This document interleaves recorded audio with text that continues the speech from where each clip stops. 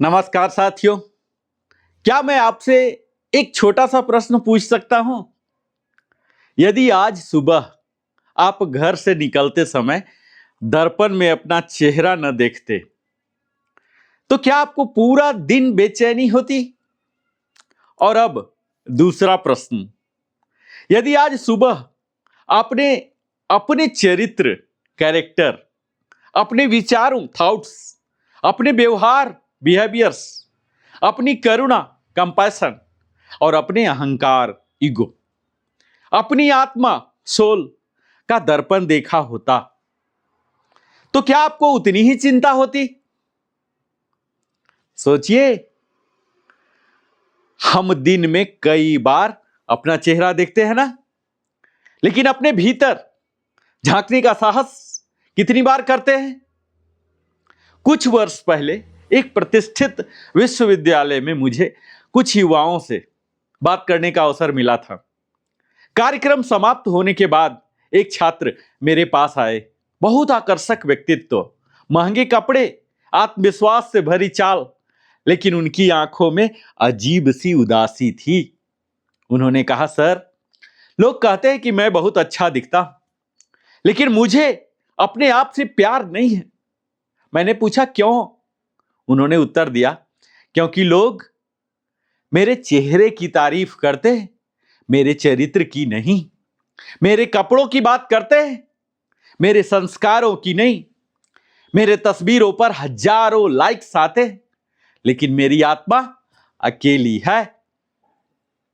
उनकी यह बात जानते हैं, मेरे हृदय में उतर गई और तभी मेरे मन में एक प्रश्न उठा, क्या सचमुच दुनिया सुंदर लोगों की तलाश कर रही है या सुंदर आत्माओं की? साथियों, आज हम जिस विषय पर चर्चा करने जा रहे हैं वह केवल सौंदर्य, ब्यूटी का विषय नहीं है। यह पहचान, आइडेंटिटी का विषय है। यह आत्मसम्मान, सेल्फ वर्थ का विषय है। यह चेतना, कॉन्शसनेस का विषय है। और यह जीवन की सबसे बड़ी भूल और सबसे बड़े सत्य का विषय है। हाँ साथियों, आज का विषय है चेहरे नहीं, आत्मा की सुंदरता। क्योंकि चेहरा जन्म से मिलता है, लेकिन चरित्र स्वयं बनाना पड़ता है। चेहरा समय के साथ बदलता है, लेकिन आत्मा का प्रकाश, इनर लाइट, समय के साथ और प्रकाशित होता है। जरा कल्पना कीजिए, और मैं चाहता हूं कि आप सब अपनी आंखें बंद करें। कल्पना कीजिए, आपके सामने दो व्यक्ति खड़े हैं। पहला, अत्यंत सुंदर चेहरा, महंगे वस्त्र, शानदार व्यक्तित्व, लेकिन वह झूठ बोलता है, दूसरों का सम्मान नहीं करता, अपमान करता है, स्वार्थी है, अहंकारी है, विश्वास तोड़ देता है। अब दूसरे व्यक्ति की कल्पना कीजिए, चेहरा साधारण, साधारण कपड़े, लेकिन वाणी मधुर है, उसका हृदय करुणामय है और विश्वास निभाता है, दूसरों की सहायता करता है, उसकी उपस्थिति से शांति मिलती है। अब आंखें खोलिए, और यदि आपको जीवन भर के लिए एक मित्र चुनना हो तो आप किसे चुनेंगे? यही उत्तर आज के पूरे वीडियो का आधार है। हाँ साथियों, मैं नरेंद्र कुमार, वेलनेस कंसल्टेंट, आप सबों को हृदय की गहराई से आभार प्रकट करता हूं। अगर आपने अभी तक लिविंग हैप्पीली को सब्सक्राइब नहीं किया है तो अवश्य सब्सक्राइब करें। क्या आपने कभी सोचा है कि जब किसी प्रिय व्यक्ति का निधन हो जाता है तो कुछ वर्षों बाद हमें उसका चेहरा धुंधला याद रहता है, लेकिन उसका प्रेम, उसकी मुस्कान, उसकी करुणा, उसकी ईमानदारी, उसकी अच्छाई आज भी वैसे ही याद रहती है। क्यों? क्योंकि मनुष्य चेहरे से नहीं, ऊर्जा, व्यवहार और चरित्र से याद रखा जाता है। और वेदांत की पहली सीख क्या है जानते? भारतीय दर्शन हजारों वर्ष पहले एक अद्भुत सत्य कह चुका है, असंज्ञो पुरुषः, अर्थात पर मनुष्य का वास्तविक स्वरूप शरीर नहीं है, वह शुद्ध चेतना है, वह आत्मा है, वह प्रकाश है। और उपनिषद हमें बार बार याद दिलाते हैं, तत्वमसि, अर्थात आप वही दिव्य चेतना है। और यदि मैं वास्तव में चेतना हूं तो फिर मैं केवल चेहरे को ही अपनी पहचान क्यों मान बैठूं? और भगवत गीता में भगवान श्री कृष्ण अर्जुन से कहते हैं, न जायते म्रियते व कदाचित नायम भूत्वा भवितवान भूवः। दूसरे अध्याय के 20वें श्लोक में, अर्थात आत्मा न जन्म लेती है न मरती है, वह शाश्वत है। यदि आत्मा अमर है तो फिर हम अपना अधिकांश समय उस शरीर को सुंदर बनाने में क्यों लगा देते हैं जो एक दिन बदल जाना है, और उस आत्मा को भूल जाते हैं जो अनंत है। यही आधुनिक मनुष्य की सबसे बड़ी विडंबना है और आधुनिक समाज का भ्रम। जानते हैं साथियों, आज का समाज हमें लगातार यह संदेश देता है, सुंदर दिखो, युवा दिखो, परफेक्ट दिखो, लेकिन बहुत कम लोग कहते हैं दयालु बनिए, सत्यवादी बनिए, विनम्र बनिए, विश्वसनीय बनिए, करुणामय बनिए, चरित्रवान बनिए। हमारी बाहर सुंदरता, ये जो आउटर ब्यूटी है ना, ये सफलता का प्रतीक बना दिया गया है इसे, और आंतरिक सुंदरता जो इनर ब्यूटी है इसे पीछे छोड़ दिया गया है। लेकिन इतिहास गवाह है कि दुनिया सुंदर चेहरों को कुछ समय तक याद रखती है और सुंदर आत्माओं को सदियों तक याद रखा जाता है। तो आज हम मिलकर खोजेंगे कि आखिर वास्तविक सुंदरता होता क्या है और आत्मा और अहंकार में क्या अंतर है, क्यों चरित्र चेहरे से अधिक शक्तिशाली है, और आधुनिक मनोविज्ञान, फिजियोलॉजी और न्यूरोसाइंस इस विषय पर क्या कहते हैं। भागवत गीता, उपनिषद, बौद्ध और जैन दर्शन हमें क्या सिखाते हैं, और सबसे महत्वपूर्ण, कल सुबह उठते ही हम अपने भीतर की सुंदरता को कैसे विकसित करना शुरू कर दें। तो पहला चिंतन है रिफ्लेक्शन पाउच। मैं चाहता हूं कि आप अपनी डायरी या मोबाइल में एक पंक्ति अवश्य लिख लें, दुनिया मुझे मेरे चेहरे से पहचान सकती है, लेकिन ईश्वर मुझे मेरे चरित्र से पहचानते हैं। और एक वाक्य मेरे साथ दोहराइए, मैं केवल सुंदर दिखना नहीं चाहता, मैं भीतर से सुंदर बनना चाहता हूं। एक बार और इस बार पूरे विश्वास के साथ, मेरी सबसे बड़ी पहचान मेरा चेहरा नहीं, मेरी आत्मा, मेरा चरित्र और मेरा संस्कार है। साथियों, आप अवश्य जानना चाहेंगे कि जिस सुंदरता की बात कर रहा हूं वो वास्तविक सुंदरता आखिर होता क्या है। क्या सुंदरता केवल हमारे शरीर तक सीमित है, या मन, बुद्धि, हृदय और आत्मा की भी अपनी अपनी सुंदरता होती है? साथियों, यदि मैं आपसे पूछूं कि सुंदरता क्या है तो आप क्या कहेंगे? जानते हैं अधिकतर लोग क्या उत्तर देंगे? गोरा रंग, सुंदर चेहरा, आकर्षक व्यक्तित्व, अच्छे कपड़े, फिट शरीर, या फिर सोशल मीडिया पर हजारों फॉलोअर्स। लेकिन क्या यही सुंदरता है? अगर यही सुंदरता होती तो दुनिया के सबसे सुंदर दिखने वाले लोग कभी दुखी नहीं होते, कभी अकेले नहीं होते, कभी अवसाद का शिकार नहीं होते, कभी आत्महत्या नहीं करते। लेकिन वास्तविकता इसके बिल्कुल विपरीत है। इसका अर्थ है सुंदर दिखना और सुंदर होना दो अलग अलग बातें हैं। और आज की सबसे बड़ी भूल है, आज इंसान ने सुंदरता को स्किन तक सीमित कर दिया है, जबकि भारतीय दर्शन कहता है सुंदरता स्किन में नहीं, स्पिरिट में है, फेस में नहीं, फेथ में है, लुक्स में नहीं, लाइफ वैल्यूज में है। ब्यूटी शरीर की नहीं, चेतना की गुणवत्ता है। और सुंदरता के 4 स्तर होते हैं साथियों।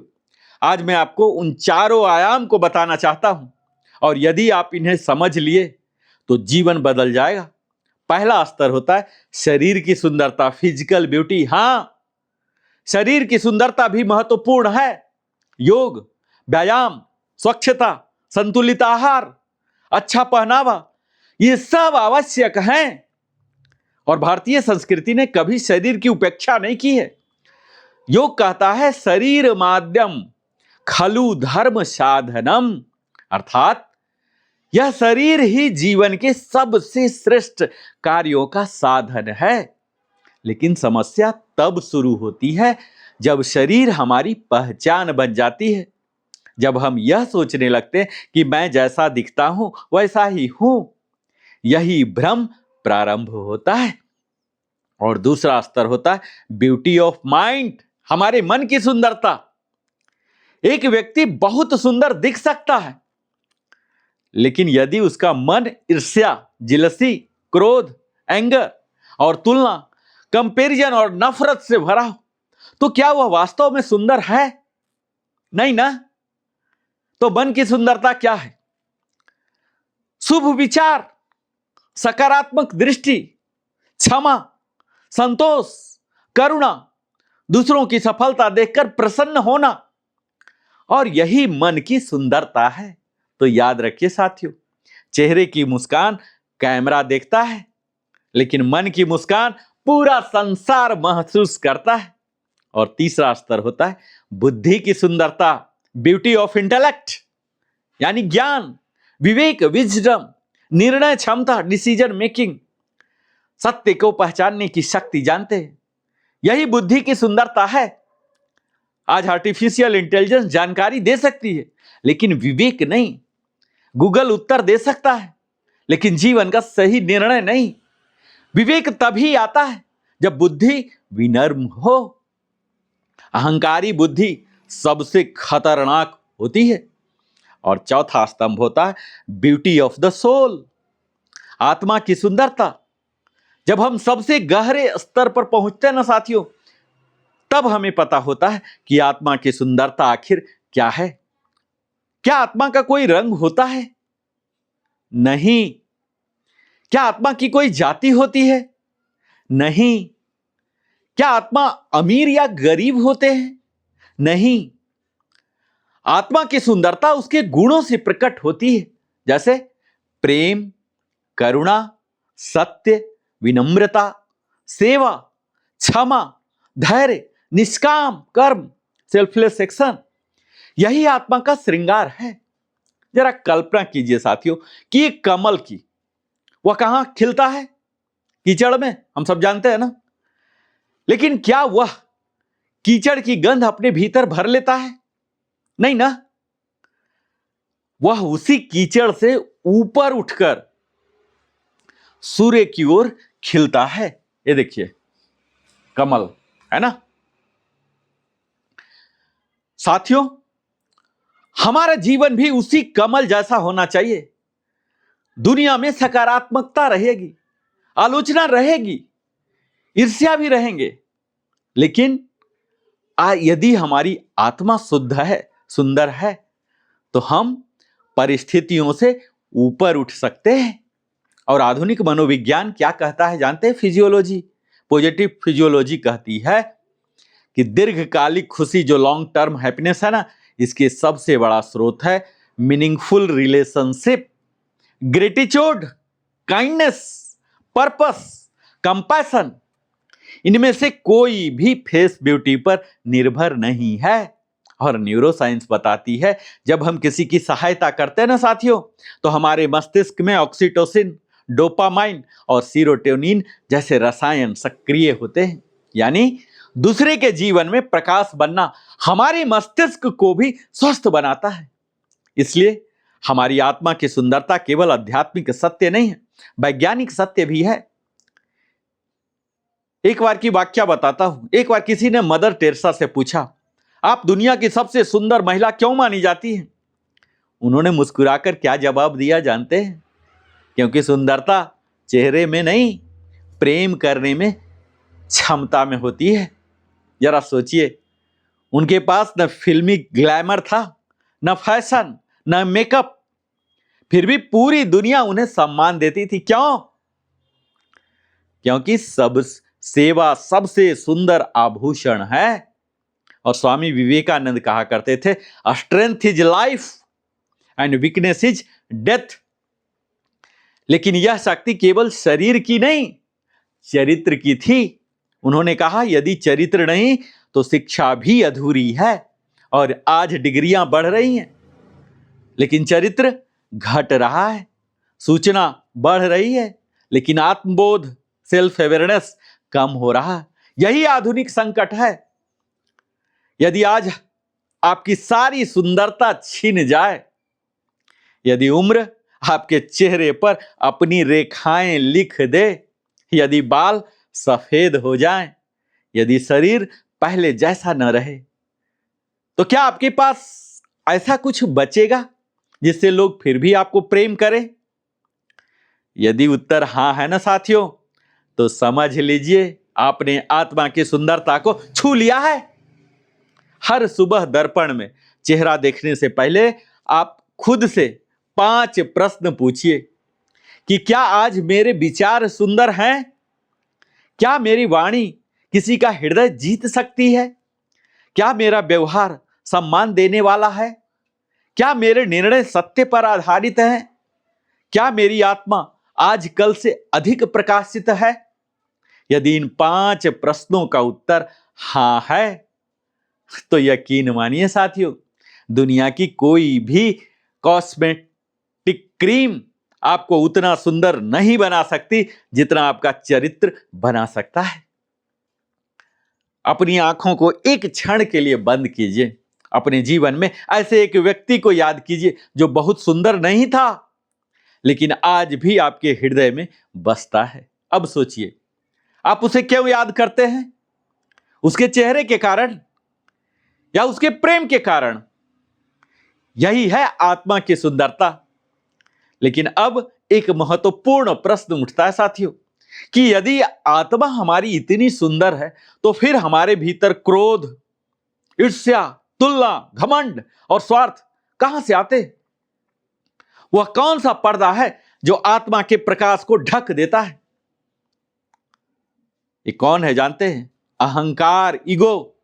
हमारी आत्मा की सुंदरता पर पड़ने वाला सबसे बड़ा आवरण, यही सबसे बड़ा पर्दा है और यहीं से हमारे आंतरिक परिवर्तन की वास्तविक यात्रा प्रारंभ होती है।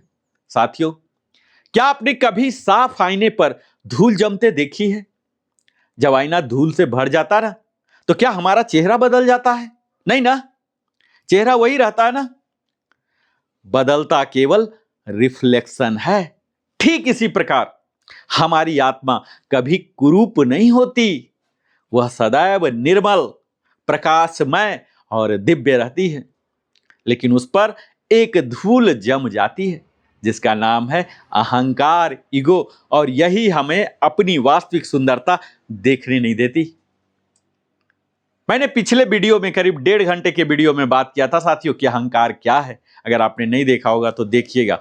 संक्षेप में मैं कहूं कि यदि मैं आपसे पूछूं कि आप कौन हैं, तो शायद कोई कहे मैं डॉक्टर हूं, मैं इंजीनियर हूं, मैं व्यापारी हूं, मैं अधिकारी हूं, मैं बैंकर हूं, मैं अमीर हूं, मैं विद्वान हूं, मैं प्रसिद्ध हूं। लेकिन क्या यही आपकी वास्तविक पहचान है? ये सभी आपकी भूमिकाएं हैं, रोल्स हैं, ड्यूटीज हैं। आपका स्वरूप जो ट्रू सेल्फ है ना, ये नहीं। जब हम अपनी भूमिकाओं को ही अपनी पहचान मान बैठते हैं तो वहीं से अहंकार जन्म लेता है। अहंकार कहता है मैं वही हूं जो मेरे पास है। वहीं आत्मा कहती है मैं वह हूं जो मैं वास्तव में हूं। यही दोनों में सबसे बड़ा फर्क है। अहंकार और आत्मसम्मान में अंतर जानते हैं साथियों? आज बहुत से लोग आत्मसम्मान, सेल्फ रिस्पेक्ट और अहंकार को एक ही समझने की भूल कर लेते हैं, लेकिन दोनों बिल्कुल अलग है। आत्मसम्मान कहता है मैं भी मूल्यवान हूं। अहंकार कहता है केवल मैं ही मूल्यवान हूं। जरा फर्क पर गौर फरमाइएगा।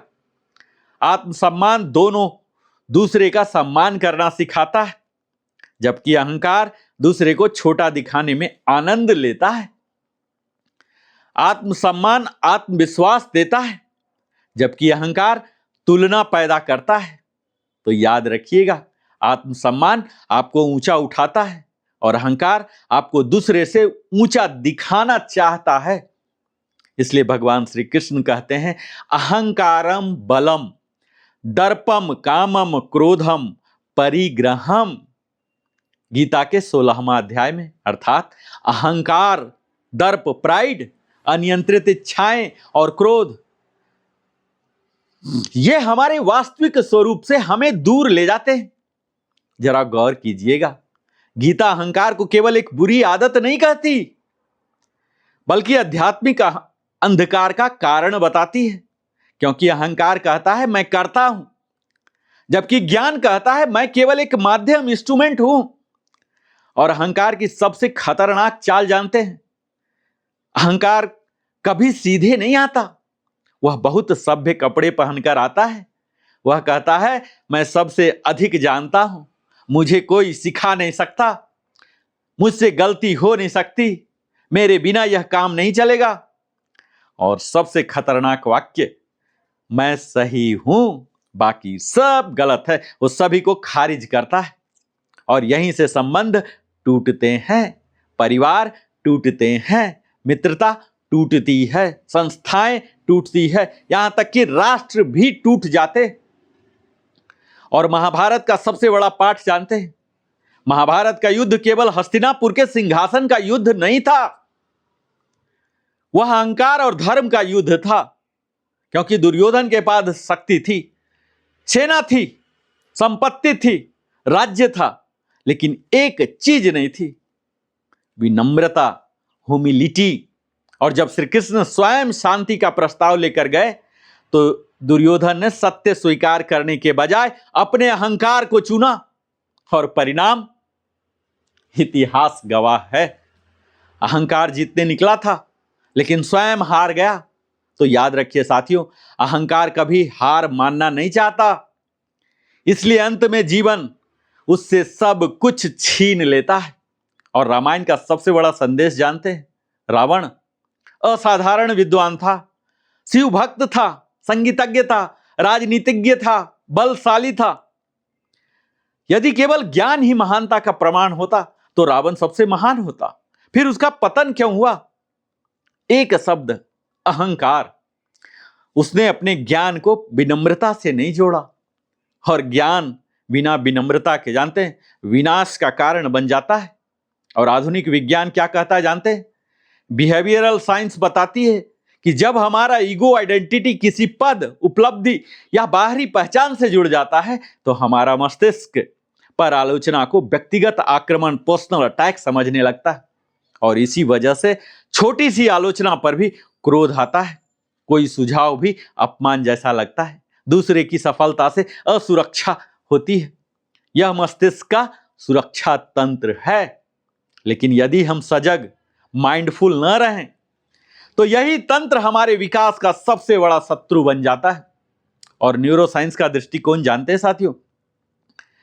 जब हमारा अहंकार चुनौती महसूस करता है ना, तो मस्तिष्क का एमिग्डाला सक्रिय हो जाता है और शरीर में तनाव हार्मोन जो कोर्टिसोल हैं ये बढ़ते हैं, हृदय तेज गति हो जाती है, निर्णय क्षमता घट जाती है। यानी अहंकार केवल आध्यात्मिक समस्या नहीं, बायोलॉजिकल और साइकोलॉजिकल समस्या भी है। इसके ठीक विपरीत जब हम विनम्रता, कृतज्ञता और करुणा का अभ्यास करते हैं ना साथियों, तो हमारे मस्तिष्क के वे क्षेत्र सक्रिय होते हैं जो सहयोग, सहानुभूति और संतुलित निर्णय से जुड़े होते हैं। इसलिए विनम्रता केवल नैतिक गुण नहीं, मानसिक स्वास्थ्य की शक्ति भी है। एक बहुराष्ट्रीय कंपनी के सीईओ से पूछा गया कि आपकी सफलता का सबसे बड़ा रहस्य क्या है? उन्होंने उत्तर क्या दिया जानते हैं? जब भी मुझे लगता है मैं सबसे बुद्धिमान व्यक्ति हूं, मैं किसी दिन, ठीक उसी दिन नए कर्मचारी से सीखने का प्रयास करता हूं। पत्रकार ने पूछा क्यों? सीईओ ने मुस्कुराए, बोले क्योंकि जिस दिन सीखना बंद हो जाता है उसी दिन अहंकार नेतृत्व पर कब्जा कर लेता है। क्या ही अद्भुत बात है ना। और ये जो अहंकार जिसकी मैं बात करता हूं ना, 5 वार्निंग सिग्नल हैं, संकेत हैं। और यदि आपके भीतर ये 5 बातें बढ़ रही हैं तो समय रहते सावधान हो जाइए। हर बात में स्वयं को सही साबित करने की जिद, दूसरे की सफलता देकर भीतर बेचैनी होना, आलोचना सुनते ही क्रोधित हो जाना, माफी मांगने में कठिनाई महसूस होना, मैं शब्द का अत्यधिक प्रयोग, ये संकेत बताते हैं कि आत्मा नहीं, अहंकार बोल रहा है। आत्मा कैसे बोलती है जानते हैं? आत्मा कहती है मैं सीख सकता हूं, मैं बदल सकता हूं, मैं गलत हो सकता हूं, मैं क्षमा मांग सकता हूं, मैं दूसरे की सफलता में भी प्रसन्न हो सकता हूं। यही है हमारी आंतरिक सुंदरता। एक छोटा सा अभ्यास कीजिएगा, आप आज घर पर ही प्रयोग कीजिएगा, पूरे दिन ध्यान रखिएगा आपने कितनी बार मैं कहा और कितनी बार हम कहा। आप चौंक जाएंगे कि हमारी भाषा ही हमारे अहंकार का दर्पण है। मैं चाहता हूं कि आप अपने हृदय पर हाथ रखिए, आंख बंद कीजिए और मन ही मन कहिए मैं अपनी उपलब्धियों से बड़ा नहीं हूं। फिर कहिए मैं अपने पद से बड़ा नहीं हूं। और अंत में पूरे विश्वास के साथ कहिए मैं एक शुद्ध, शांत और प्रकाशमय आत्मा हूं। मेरी वास्तविक सुंदरता मेरे चरित्र, करुणा और विनम्रता में है। साथियों, यदि अहंकार आत्मा पर पर्दा पड़ा है, दे दिया, तो प्रश्न उठता है उस पर्दे को हटाया कैसे जाए, वाइंड अप कैसे किया जाए। आप बोलेंगे कि क्या केवल ज्ञान पर्याप्त है, क्या केवल पूजा पर्याप्त है, या चरित्र निर्माण, कैरियर बिल्डिंग के लिए सेवा, ध्यान, विनम्रता, निरंतर अभ्यास ही आत्मा की वास्तविक सुंदरता को प्रकट करता है। साथियों, जो चरित्र की मैं बात कर रहा हूं ना, कैरेक्टर, ये वह प्रकाश है जो हमारे चेहरे की सुंदरता से कहीं अधिक प्रभावशाली और अमर होता है। यह हमारी आत्मा की वास्तविक सुंदरता होती है। साथियों, यदि मैं आपसे एक प्रश्न पूछूं कि दुनिया का सबसे सुंदर मनुष्य कौन है, तो क्या उसका उत्तर किसी फिल्म अभिनेता का नाम होगा, किसी मॉडल का होगा, किसी सेलिब्रिटी का होगा, या उस व्यक्ति का आप नाम लेंगे जिसके पास सत्य बोलने का साहस है, जिसके पास करुणा है, जो अपने वचन का पक्का है। याद रखिए, चेहरा पहली मुलाकात अवश्य करवाता है, लेकिन चरित्र जीवन भर का संबंध बनाता है। और आज की दुनिया में लोग अक्सर इंप्रेशन बनाने में लगे रहते हैं। First impression is the last impression, है ना, पॉपुलर नैरेटिव। लेकिन जीवन की सबसे बड़ी सफलता कैरेक्टर बनाने में है। आप पूछेंगे कि आखिर चरित्र क्या है, तो जान लीजिए साथियों, चरित्र वह नहीं जो लोग आपके सामने देखते हैं। चरित्र तो वह है जो आप तब होते हैं जब कोई आपको देख नहीं रहा होता है, जब मोबाइल का कैमरा बंद होता है, जब सोशल मीडिया पर कोई पोस्ट ना हो, जब ताली बजाने वाला कोई ना हो, तब आप जैसे हैं वह आपका चरित्र है। और इसलिए किसी ने बहुत सुंदर बात कही है साथियों, मैं यहां दोहराना चाहूंगा। Reputation is what people think about you and character is what God knows about you. चेहरा साथियों जन्म से मिलता है ना, ये तो हमारे पेरेंट्स के जीन का असर है। लेकिन चरित्र हमारे कर्म से बनता है, कर्मेंद्रियों के किए द्वारा। ईश्वर ने हमें चेहरा दिया है ना, लेकिन चरित्र बनाने की जिम्मेदारी किसकी है? वो हमारी है। हमारा चेहरा जेनेटिक्स का परिणाम है, चरित्र हमारे निर्णय, क्या हमारे चॉइसेस हैं, इसके परिणाम है। चेहरा समय के साथ बदलता है, एजिंग इफेक्ट आता ना, लेकिन चरित्र में क्या होता है? समय के साथ निखरता है, थ्राइव होता है। चेहरे पर झुर्रियां आ सकती हैं, लेकिन चरित्र पर नहीं। इसलिए सुंदर बनने में कुछ मिनट लगते हैं, आप कुछ रसायन लगा लीजिए, लेकिन चरित्र बनाने में पूरा जीवन खप जाते हैं साथियों। और भगवत गीता का चरित्र विज्ञान जानते हैं। भगवान श्री कृष्ण अर्जुन को केवल युद्ध जीतना नहीं सिखाते, वे चरित्र बनाना सिखाते हैं। गीता के 16वें अध्याय में भगवान दैवी गुण, डिवाइन क्वालिटी बताते हैं। अभय, फियरलेसनेस, सत्य, ट्रूथफुलनेस, दया, कंपैशन, क्षमा, फॉरगिवनेस, नम्रता, ह्यूमिनिटी, आत्मसंयम, सेल्फ कंट्रोल, सरलता, सिंप्लिसिटी। तो ध्यान दीजिए, इनमें कहीं भी सुंदर चेहरा, धन या प्रसिद्धि का उल्लेख नहीं है। क्यों? क्योंकि ईश्वर चरित्र देखते हैं। चेहरा नहीं। और उपनिषद कहते हैं सत्येन लभ्यस्त तपसा हयेश आत्मा, अर्थात आत्मा का अनुभव सत्य, तप और शुद्ध जीवन से होता है। यहां भी बाहरी रूप का कोई उल्लेख नहीं है। भारतीय ऋषियों ने कभी नहीं कहा कि पहले सुंदर दिखो, उन्होंने कहा पहले सुंदर बनो। चरित्र जानते हैं एक बैंक अकाउंट की तरह है, इस तरह से समझिए और कल्पना कीजिए आपके पास दो अकाउंट हैं, पहला है बैंक अकाउंट और दूसरा है कैरेक्टर अकाउंट। हर बार जब आप सच बोलते हैं ना तो एक डिपॉजिट हो जाता है, जमा हो जाता है। जब किसी की मदद करते हैं एक जमा, जब वादा निभाते हैं एक जमा, जब क्षमा करते हैं एक जमा। लेकिन जब झूठ बोलते हैं, धोखा देते हैं, विश्वास तोड़ते हैं, अहंकार में निर्णय लेते हैं, तो वह निकासी विड्रॉल होती है, डेबिट होता है आपका अकाउंट। और एक दिन ऐसा आता है जब लोगों का विश्वास समाप्त हो जाता है। इसलिए साथियों हमें याद रखना है, धन खो जाए तो फिर कमाया जा सकता है, स्वास्थ्य बिगड़ जाए तो हो सकता है कि सुधारा जा सकता, लेकिन अगर चरित्र खो जाए ना तो उसे वापस आने में ईयर्स टुगेदर, वर्षों लग जाते हैं। और मैं सदैव रामायण की बात करता हूं ना, तो भगवान पुरुषोत्तम राम मर्यादा पुरुषोत्तम, मैंने बोला ना, क्यों कहा गया? क्या केवल इसलिए कि वो राजा थे? राजा क्या वो एकमात्र ही राजा थे क्या? उनके पहले भी थे, उनके बाद भी थे, है ना? इसलिए नहीं मर्यादा पुरुषोत्तम की डिग्री दी गई। उनकी सबसे बड़ी शक्ति उनकी चरित्र था। उन्होंने अपनी पिता का वचन निभाया, राज्य छोड़ दिया, वन स्वीकार किया, सत्ता छोड़ दी, लेकिन सत्य नहीं छोड़ा। आज दुनिया उन्हें मुकुट के कारण नहीं, उनके चरित्र के कारण पूजती है। यही आत्मा की सुंदरता है। महात्मा गांधी का शरीर जानते हैं ना, दुर्बल साधारण था, कपड़े भी साधारण थे, लेकिन अत्यंत सरल थे।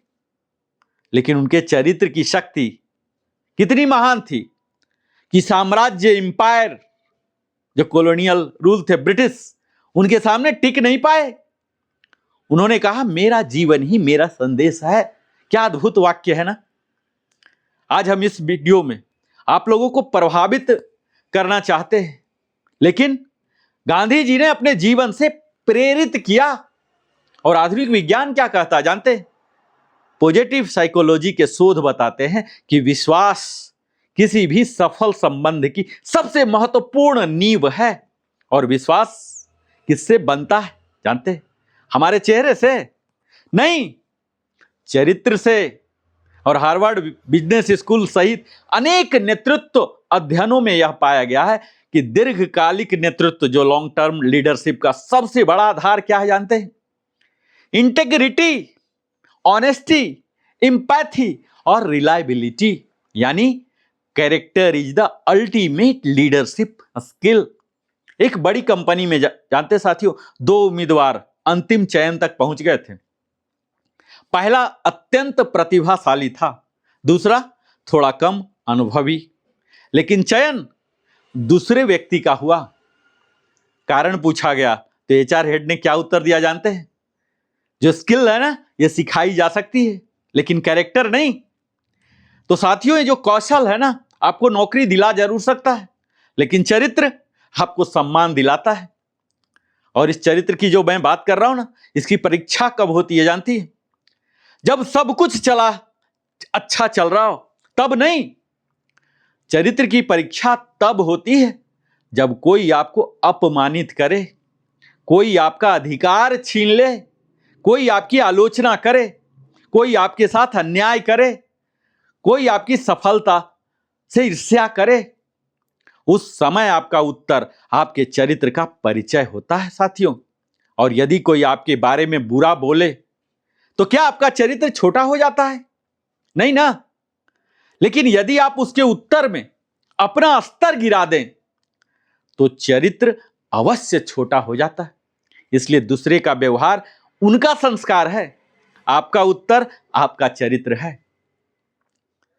साथियों, हर वीडियो में मैं टेक अवे बोलता हूं ना, इसमें भी मैं 7 स्तंभ की बात करता हूं चरित्र निर्माण का। यदि आप अपनी आत्मा की सुंदरता को प्रकट करना चाहते हैं ना, तो प्रतिदिन इन 7 गुणों का अभ्यास कीजिए। पहला तो है सत्य, सुविधा नहीं, सत्य चुनिए। दूसरा ईमानदारी, इंटीग्रिटी, जो सोचिए वही कहिए और जो कहते हैं वही कीजिए। तीसरा है विनम्रता, ह्यूमिलिटी, हर व्यक्ति से कुछ सीखने की तैयारी रखिए।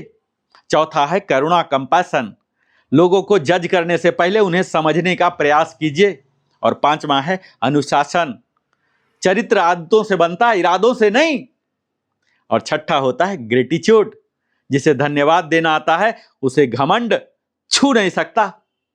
सातवां है सेवा, जो स्वयं से ऊपर उठकर दूसरों के लिए जीता है वही वास्तव में सुंदर है। साथियों, आज रात सोने से पहले ना दर्पण में अपना चेहरा मत देखिएगा, अपने दिन को देखिए और अपने आप से पूछिए, क्या आज मैंने किसी का विश्वास जीता? क्या आज मेरी वाणी से किसी का मन प्रसन्न हुआ? क्या आज मैंने किसी की सहायता की? क्या आज मैं कल से थोड़ा बेहतर इंसान बना? और अगर ये उत्तर हां है ना, तो समझ लीजिए आज आपकी आत्मा पहले से अधिक सुंदर बन गई है। और हर वीडियो में मैं संकल्प दिलाता हूं ना, तो आज भी संकल्प मेरे साथ ही दोहराइए। मैं सफल नहीं, चरित्रवान बनूंगा। मैं केवल सुंदर नहीं, भीतर से प्रकाशमान बनूंगा। और अंत में मेरा चेहरा नहीं, मेरा चरित्र मेरी सबसे बड़ी पहचान होगी।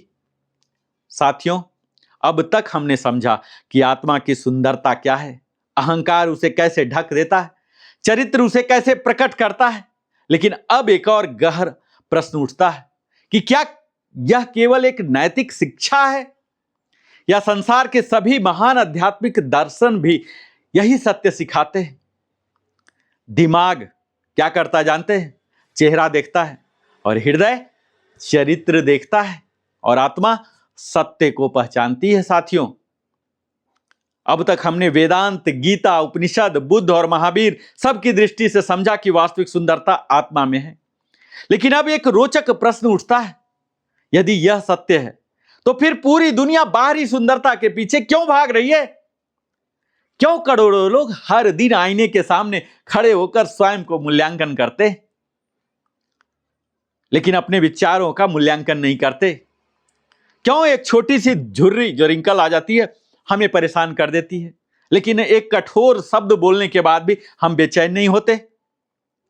क्या यह केवल समाज का प्रभाव है, या फिर क्या हमारा मस्तिष्क ही ऐसा बना है? आज हम इस का उत्तर विज्ञान से खोजेंगे। साथियों, तो पहला सत्य, वैज्ञानिक सत्य क्या है जानते हैं? हमारा जो मस्तिष्क है ना, निर्णय बहुत जल्दी लेता है।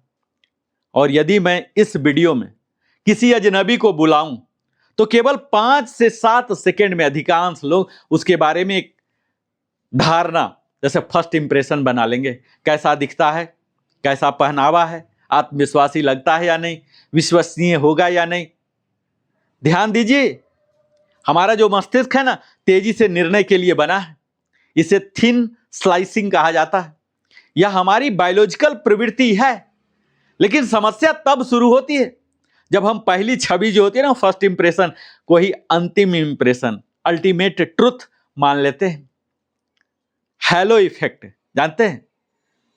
ये सुंदर चेहरा और अच्छा इंसान मनोविज्ञान के प्रसिद्ध सिद्धांत हैं। ये हैलो इफेक्ट, इसका अर्थ होता है यदि कोई व्यक्ति आकर्षक, अट्रैक्टिव दिखाई देता है तो हमारा मस्तिष्क स्वतः मान लेता है कि वह बुद्धिमान भी होगा, ईमानदार भी होगा, सक्षम भी होगा, दयालु भी होगा।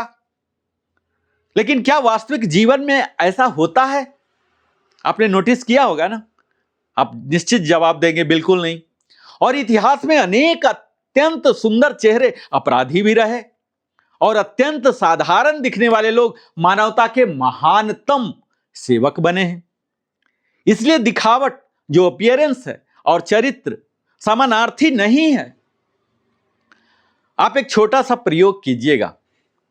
आप अपने जीवन में किसी ऐसे व्यक्ति को याद कीजिए जिसे देखकर पहली बार आपको लगा यह व्यक्ति बहुत अच्छा होगा, लेकिन कुछ ही समय बाद आपकी राय बदल गई। अब एक ऐसे व्यक्ति को याद कीजिए जो पहली मुलाकात में साधारण लगा, लेकिन आज वही आपका सबसे प्रिय मित्र है। यही हैलो इफेक्ट का भ्रम है, और यही कारण है कि आध्यात्मिकता हमें सिखाती है व्यक्ति का मूल्य उसके चेहरे से नहीं, उसके चरित्र से कीजिए। इसे कहते हैं self image versus self worth. यही गहरा प्रश्न है साथियों। दो शब्द मैंने बोला ना, सेल्फ इमेज और सेल्फ वर्थ। इन दोनों में क्या फर्क है जानते हैं? सेल्फ इमेज स्व छवि, मैं अपने बारे में क्या सोचता हूं, मैं कैसा दिखता हूं, लोग मुझे कैसे देखते हैं। वहीं सेल्फ वर्थ जो स्व मूल्य है, मैं वास्तव में कितना मूल्यवान हूं, भले ही दुनिया मेरी प्रशंसा करे या ना करे।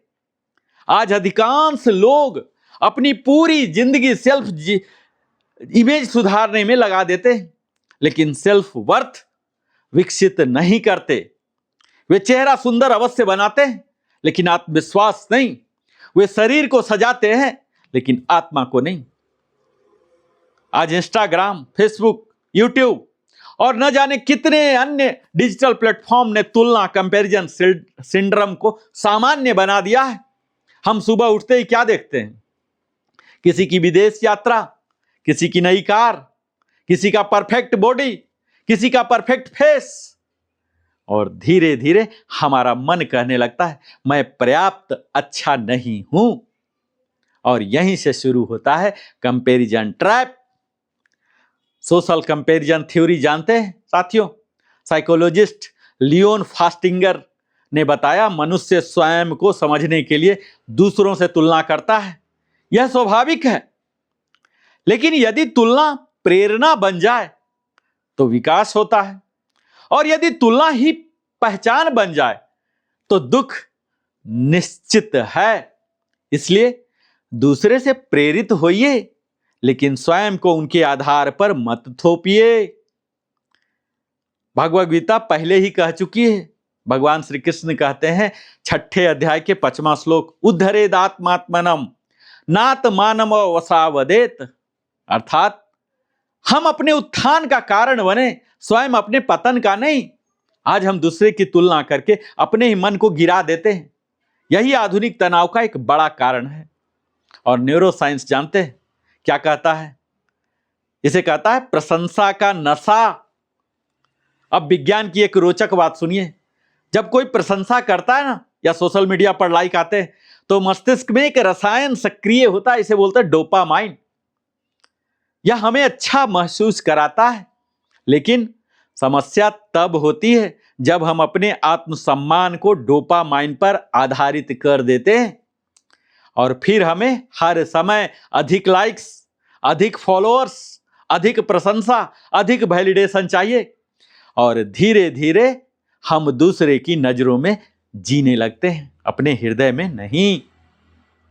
साथियों, जिस दिन हमारी खुशी दूसरों की तालियों पर निर्भर हो जाएगी ना, उसी दिन समझ लीजिए आपकी स्वतंत्रता समाप्त हो गई है।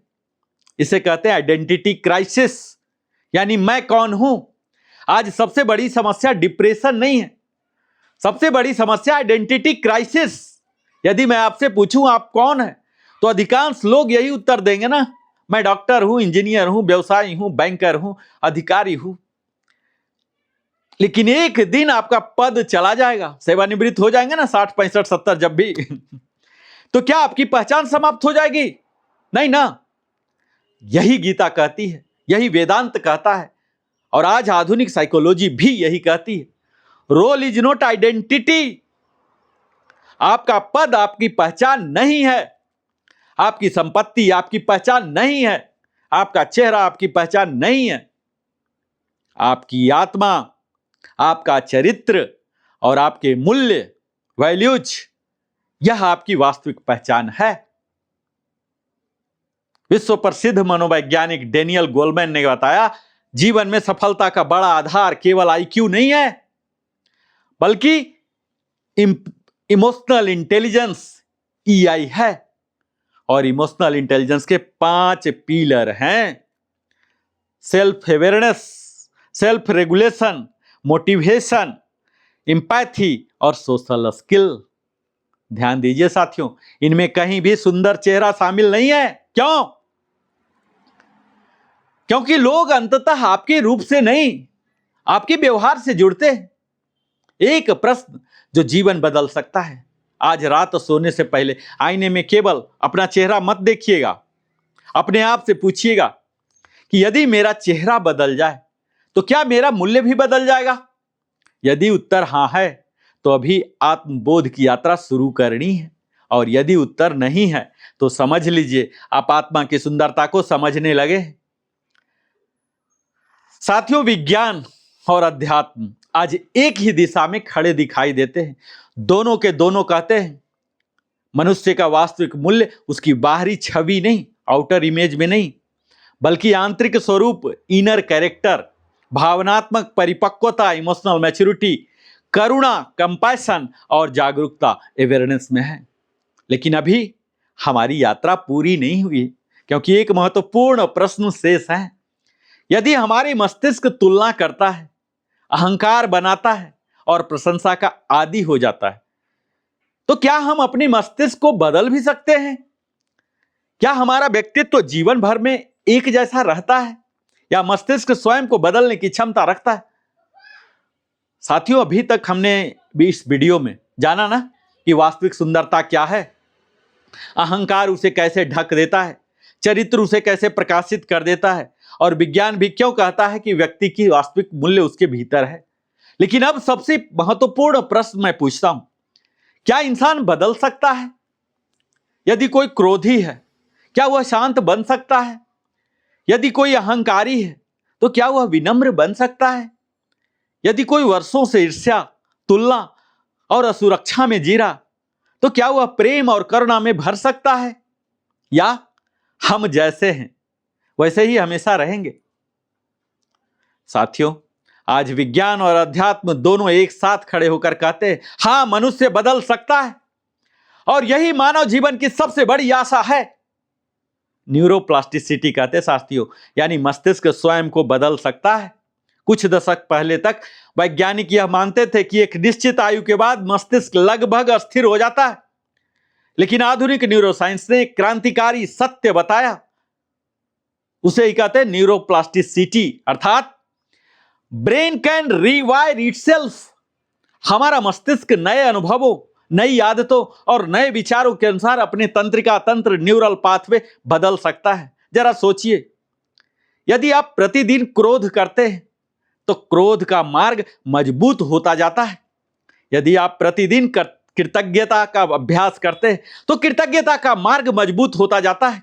यानी हम अपने विचारों से अपने मस्तिष्क की संरचना को प्रभावित करते हैं।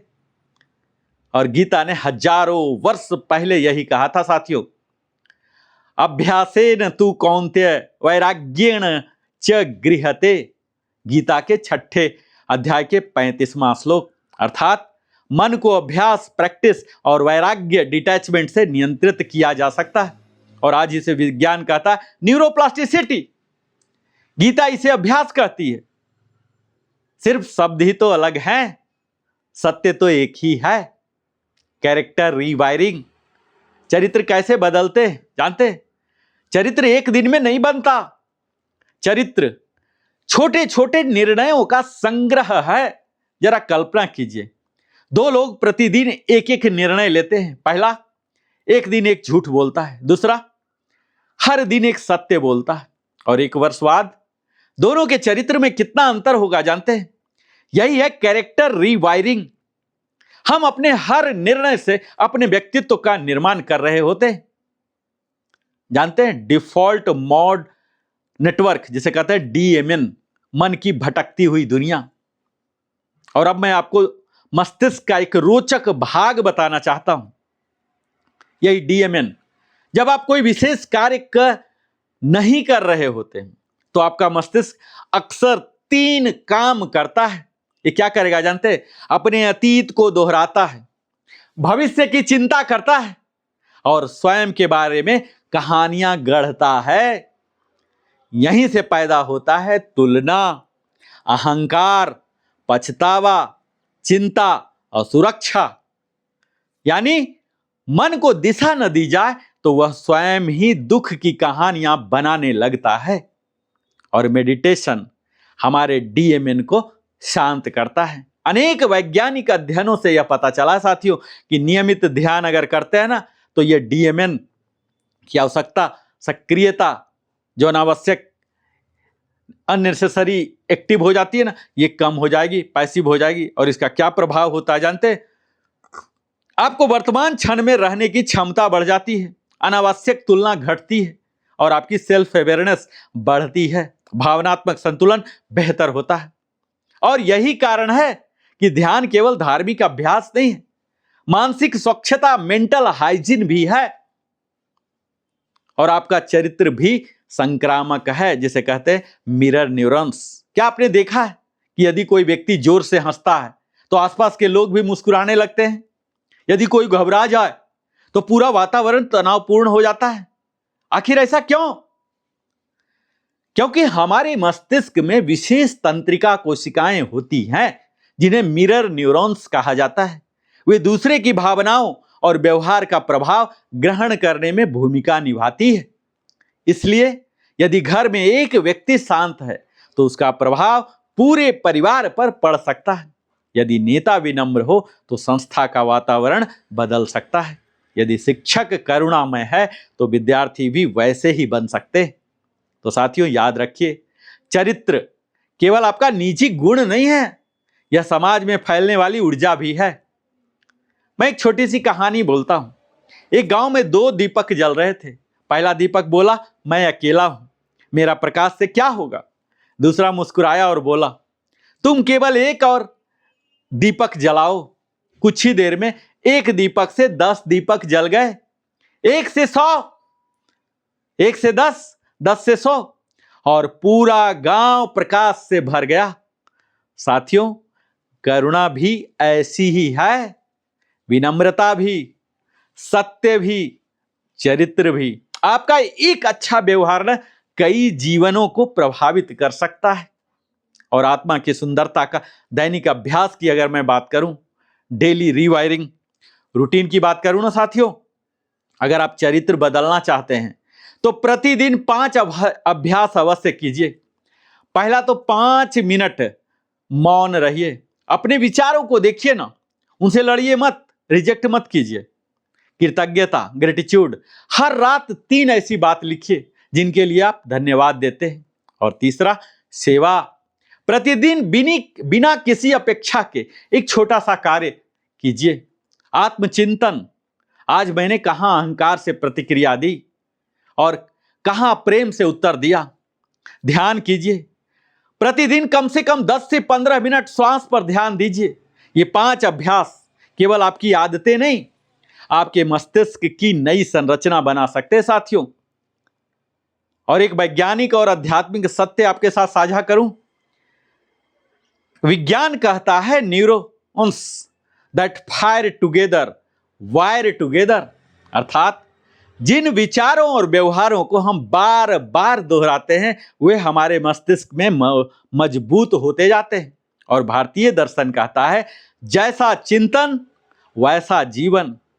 दोनों का निष्कर्ष एक ही है ना, बार बार किया गया विचार अंततः हमारा स्वभाव बन जाता है। साथियों, अपना आंख बंद कीजिए, बार बार आंख बंद करवा रहा हूं ना, और कल्पना कीजिए आपके सामने 2 मूर्तिकार खड़े हैं। पहला आपका अहंकार और दूसरा आपकी आत्मा। दोनों आपके व्यक्तित्व को गढ़ रहे हैं।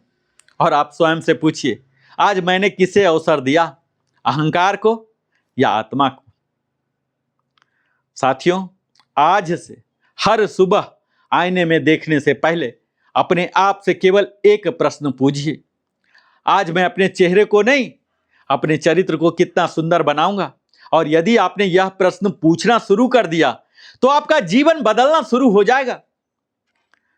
अब हमने समझ लिया कि हम बदल सकते हैं, हमारा मस्तिष्क बदल सकता है, हमारी आदतें बदल सकती है, हमारा चरित्र बदल सकता है। लेकिन इतिहास में ऐसे कौन लोग हुए जिन्होंने अपने जीवन में यह सिद्ध कर दिया कि आत्मा की सुंदरता ही सबसे बड़ी शक्ति है। तो आज इस वीडियो सिर्फ वीडियो मत महज मानिए, हमने स्वयं की ओर लौटने की यात्रा कर रहे हैं साथियों, जिसे कहते हैं जर्नी विदिन आरंभ की है। हमने दर्पण से ध्यान हटाकर अंतरात्मा इनर सेल्फ की ओर देखना शुरू किया है, सीखा है। हमने यह भी जाना कि संसार की सबसे बड़ी सुंदरता हमारी त्वचा में नहीं है, संस्कार में है, वैल्यूज में है, चेहरे में नहीं, कैरेक्टर में है, शरीर में नहीं, आत्मा में है। आइए आज की पूरी यात्रा को एक बार फिर याद करें।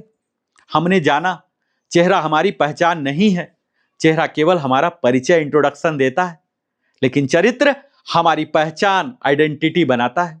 हमने यह भी समझा कि अहंकार हमारी आत्मा की सुंदरता पर पड़ा हुआ धूल का आवरण है। अहंकार हमेशा कहता है मुझे देखो, लेकिन आत्मा कहती है अपने भीतर देखो। हमने यह भी सीखा कि वास्तविक सुंदरता वह है जो हमें समय के साथ बढ़ती जाती है।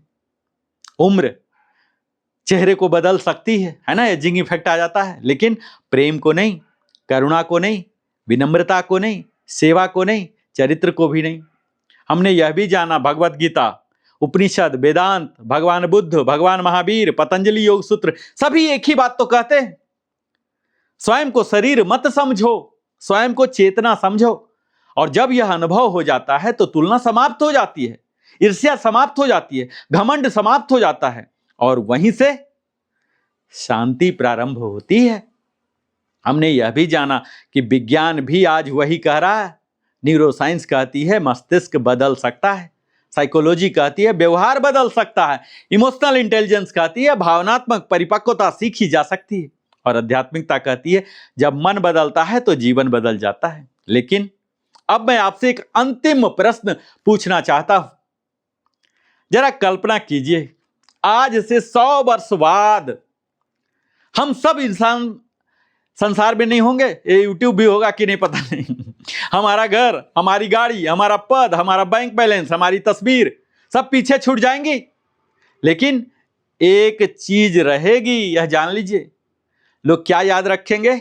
आपका चेहरा, या आपकी मुस्कान, आपका पद, या आपकी ईमानदारी, आपकी प्रसिद्धि, या आपकी करुणा, आपकी संपत्ति, या आपके संस्कार।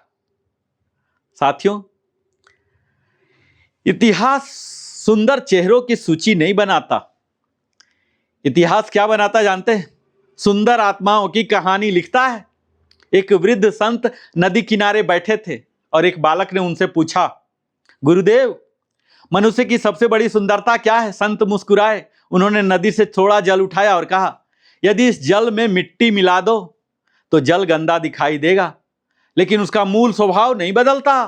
फिर बोले, मनुष्य की आत्मा भी ऐसी ही है। क्रोध, लोभ, मोह, अहंकार, ईर्ष्या, ये केवल ऊपर की धूल हैं, उन्हें हटाओ, तुम्हारे भीतर का प्रकाश स्वयं दिखाई देगा।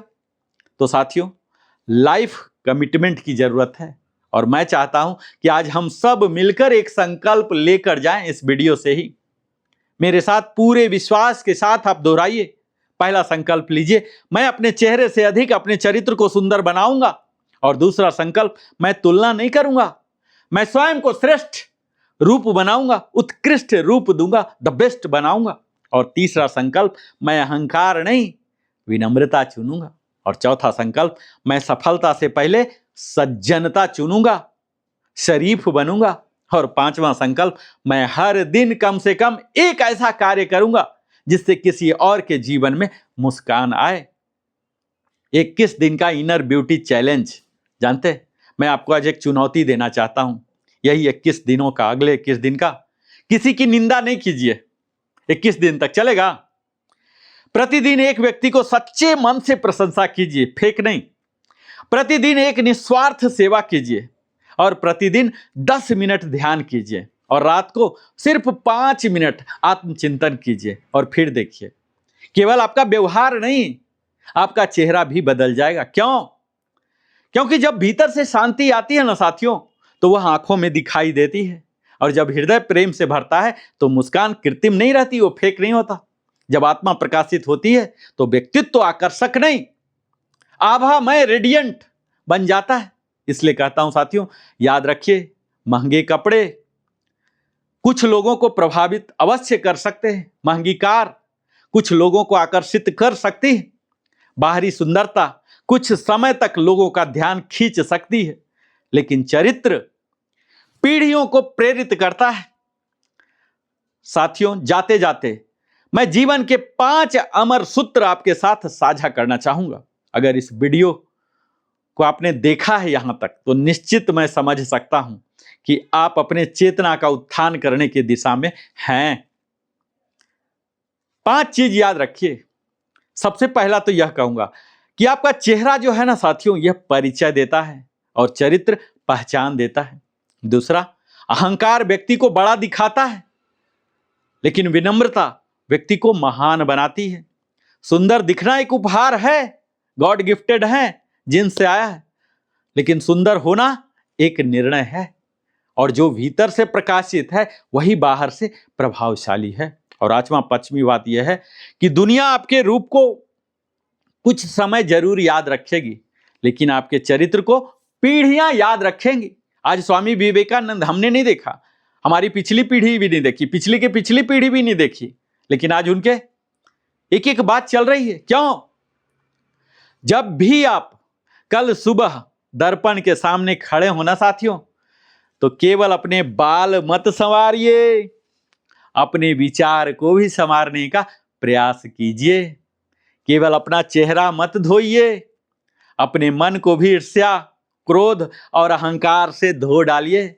केवल अपने कपड़े मत पहनिए, धैर्य, करुणा, सत्य और विनम्रता भी पहनिए, क्योंकि सबसे सुंदर वस्त्र चरित्र है, सबसे सुंदर आभूषण विनम्रता है, और सबसे सुंदर सुगंध करुणा है, सबसे सुंदर मुस्कान क्षमा है, और सबसे सुंदर चेहरा एक निर्मल आत्मा का होता है। यदि आप सचमुच सुंदर बनना चाहते हैं ना साथियों, तो अपने चेहरे पर नहीं, अपने चरित्र पर काम कीजिए, क्योंकि समय चेहरे की चमक छीन सकता है, लेकिन एक उज्जवल आत्मा का प्रकाश कभी मंद नहीं पड़ता। और अंत में मैं आपको इसी एक वाक्य के साथ वीडियो बंद करना चाहता हूं कि दुनिया आपको आपके चेहरे से पहचान सकती है, लेकिन ईश्वर आपको आपके चरित्र से पहचानते हैं। साथियों, आप सभी के भीतर जो दिव्यता, करुणा और प्रकाश है, वह सदैव जागृत रहे। बहुत बहुत धन्यवाद। ओम शांति शांति शांति। आप सब अगर अभी तक लिविंग हैप्पीली को सब्सक्राइब नहीं किया है तो अवश्य सब्सक्राइब करें। मैं अगले वीडियो में फिर से मिलता हूं, तब तक बहुत बहुत धन्यवाद। जय हिंद।